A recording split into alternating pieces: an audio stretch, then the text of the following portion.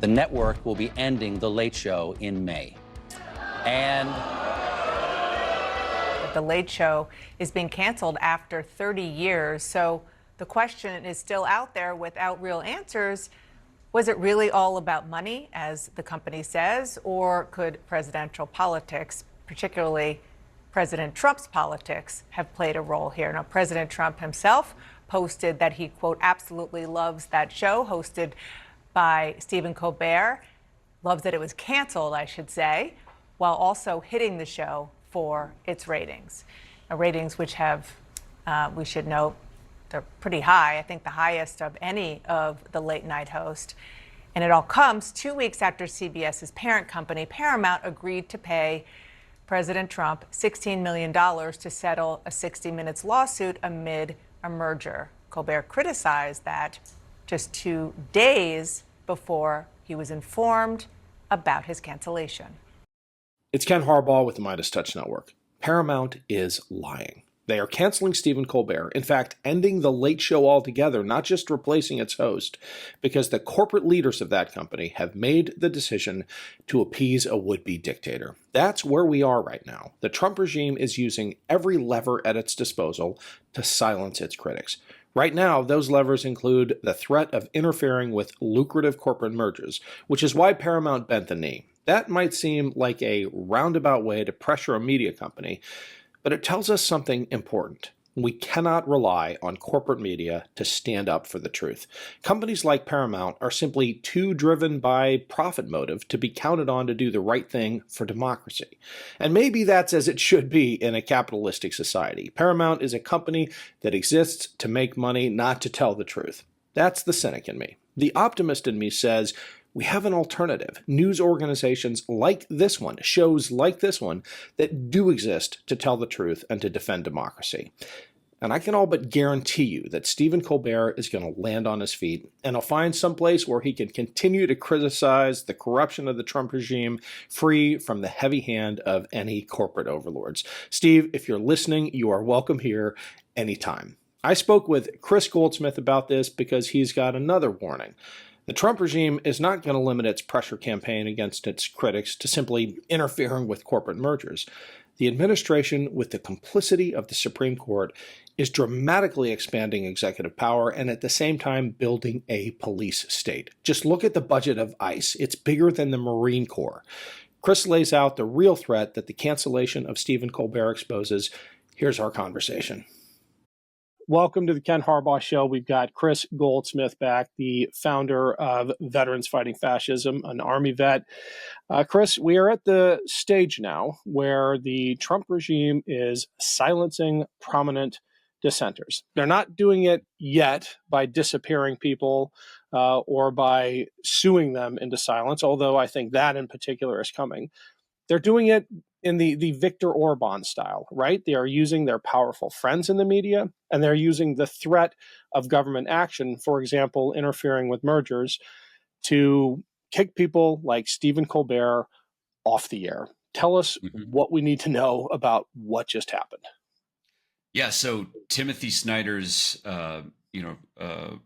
rules for combating authoritarianism, I think the most memorable one is don't comply in advance. And that is what we are seeing all of the tech and media oligarchs do. And it really, goes to show, and I'm just going to do an open pitch right here. It goes to show why projects like ours at Valor Media Network are so important. Because we can no longer rely on patriotism or even the good optics of standing up to Trump. We have watched Jeff Bezos fold. He bought the Washington Post and made the slogan "Democracy dies in darkness," and then he shut off the lights himself. We've watched the radicalization of Elon Musk. Over time, the guy has always been an asshole. We've always known this. But he's gotten worse and worse and worse over time. He bought one of the most important media, the public square of the world, right, and completely destroyed it, making an AI model that calls itself Mecha Hitler, right? And now we see Paramount, which is in the middle of trying to do a merger to become an even bigger media conglomerate. And they're firing the most successful late night host. They're not even allowing the brand to continue after decades. They're instead just shutting it down because Stephen Colbert dared to stand up to an autocrat. If you look at the dais during the Trump inauguration and the billionaires surrounding him for that event, a significant percentage of them were not just tech oligarchs, they were tech/media oligarchs. I mean, he knows the pressure points to control national narratives. He had Peter Thiel there. He had Elon Musk there. He had Mark Zuckerberg there. And in true Orban-esque fashion, he has used those relationships and cowed these men, these billionaires, with the threat of, I don't know, taking them from a gazillionaire to just a bazillionaire. It is amazing to me how greedy even billionaires can be, because even the firing of Stephen Colbert comes down to money and the threat of this merger being blocked. Yeah, and what is just the most ridiculous thing in the world is Paramount released a statement saying, "Oh, this is not about the ratings or Stephen Colbert or anything that's going on at Paramount or money. So what is it about then? Like, if he's the most successful late night show host and it's not about ratings or money or Stephen Colbert himself, what is it about?" You know, this denial is saying everything quite out loud, and this is appeasement. You know, I think that anyone who remembers elementary school history classes or middle school history classes about the rise of Hitler was, you can't appease a megalomaniac who's hell-bent on destroying things. If you try to appease him, he's always only going to grow stronger. Hey, it's Ken Harbaugh. Quick break to say thank you to everyone who's been following and supporting this show and this channel. None of it happens without you. And if you haven't yet subscribed to my Substack page, I'd really appreciate the follow. It's a great way to make sure you never miss an episode. It's free to sign up. And if you're able to pitch in a few bucks, every dollar goes back into the show. Just search for The Ken Harbaugh Show on Substack or click the link below. Thanks. We have seen all of these media companies, these major media companies with major resources, rather than get in a fight, they are settling in advance. When 60 Minutes was sued, the fact that they were just like, "Oh, we're going to settle," like that is completely ridiculous. Now, I think the one that maybe has a chance of actually standing up to Trump is going to be Rupert Murdoch with the Wall Street Journal. The Wall Street Journal, which is wild. There are plenty of conspiracy theories. I'm not going to go there. I'm not going to speculate on why it is that Rupert Murdoch's Wall Street Journal went and published this. But you can see from Donald Trump's tweets that he's not talking about the Wall Street Journal. He's talking about the Murdochs. He understands that it's been one man, one family that has controlled the conservative media ecosystem, that, at one point did oppose Trump, but recognized that they could all get richer if they just go along to get along. So, he has made a multi-billion-dollar suit against Rupert Murdoch's Wall Street Journal. I don't know what's going to happen with that, but I don't see them settling. And I do think that there are probably Republicans, like J.D. Vance, waiting in the wings. This Epstein stuff doesn't seem to be going over well with MAGA, and J.D. Vance, he's there for a reason. What's the point of a vice president? To step into the role of president. That's their only really constitutional duty, is to step up if the president is no longer able to serve. And I think J.D. Vance is probably really excited to see Rupert Murdoch take on his boss. J.D. Vance is there for a reason not constructed by Donald Trump, but by the billionaires around Donald Trump, the strategic appeasers. I mean, J.D. Vance was placed into a Senate seat by Peter Thiel. Peter Thiel bought him that Ohio Senate seat, I'm ashamed to say.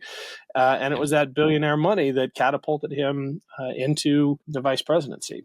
I'm not offering or buying into the conspiracy theories about the Murdochs publishing the story about the letter that Donald Trump sent Jeff Epstein, but I will draw upon an observation that Reed Galen has made, having come from that world, a senior Republican strategist. It was in his family, right? He's lived it, he's breathed it, and he says, and I think he's right, that the only people those folks hate more than us, their critics, are each other.